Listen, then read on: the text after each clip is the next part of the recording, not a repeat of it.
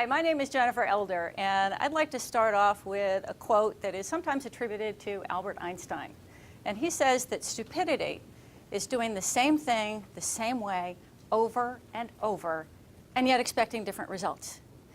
Now, most of us in this room see the stupidity and the insanity behind that statement, and I would say that's true of most people, except maybe the vast majority of educators out there.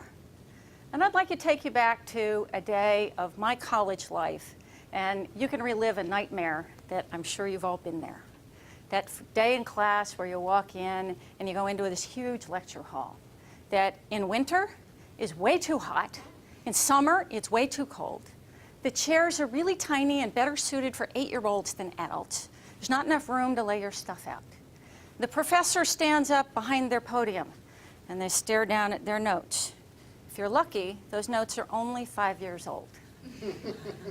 If you're not so lucky, they're staring down at the book that they wrote 10 years ago, and they are now going to quote you verbatim what you just had to read for homework. And so you sit there, and you've got your pad of paper or your iPad, and you're ready to take notes frantically. And then the professor starts, and it comes out, wah, wah, wah, wah, wah, wah. And you're going, oh boy. So you're scrambling, you're writing more notes, you're writing more notes, and then it starts to happen. The eyes start to flutter, and then the head bobs down. And then all of a sudden you wake up with a start as you realize the professor has just said, and this is going to be the most important thing on the final exam. And you went, this? What is this? I don't know what this is. I'm going to die. And so for the next 55 minutes of a 60-minute class, you're trying to figure out what this is. And the rest of the course goes right over your head. And this happens twice a week for the next 15 weeks. And then on the last day of class, the professor stands up in front of the room and says, you know, it's happened again. I had such high hopes for you. I thought you would do better than the year before. But no, I'm disappointed. You did terribly on the exam, and this is just awful. It's the same thing all over. And you guys are never going to graduate unless you shape up. Now, of course, they didn't tell us what we needed to do to shape up, just that we weren't going to graduate. But all of a sudden, I flash back and I go, wait a minute. That first day of class, the professor said, you guys are going to be different this time. And yet, at the end of the class, he's saying, we did the same thing. And there's Einstein's theory in action. If you do the same thing the same way, you can't expect different results. Nowadays, education has to change. To get different results, we have to change.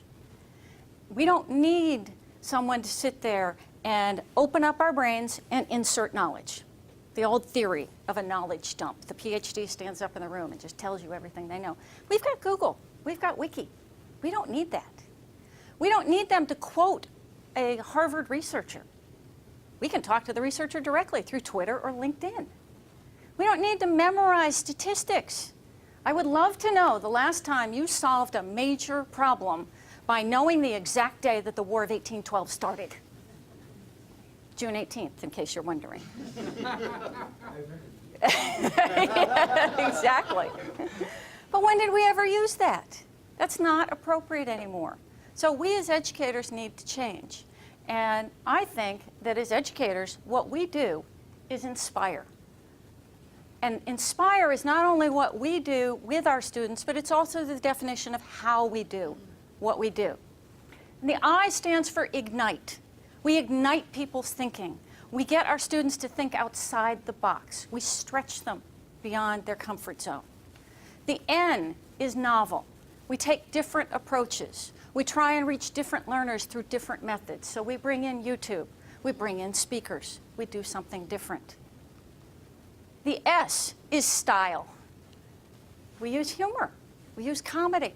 We're not afraid to be who we are. We can be transparent. The P stands for passion. We love what we do. And even if you can't get really excited about the latest accounting and auditing update, at least you can get excited about the process of teaching and of learning. And you can still be passionate about a topic that might be a little on the dry side. The I stands for inquiry. We should spend more time asking questions and less time pontificating. The R is to make it relevant. Bring what you're teaching down to a level that people can actually use it, where they can walk out of there and say, this is cool. I'm going back to my office because we can do this tomorrow. And the E stands for expecting success. We believe that our students are capable and can achieve, and we're there to help them grow. So that's what we do. We inspire. And I'd like to start you on down the process. I realize that most of you in the room are teachers, some of us in the traditional sense of being up in front of a classroom. But each of us is a teacher outside of the classroom with children, with our coworkers, with people that we meet on Twitter. We all can be teachers. So I'd like to ignite that process for you and get you started down the path of inspiring other people. And I'd like to use something that my dad used to say to me, and he was one of my great teachers. He'd hold up a cup and he'd say, what is it?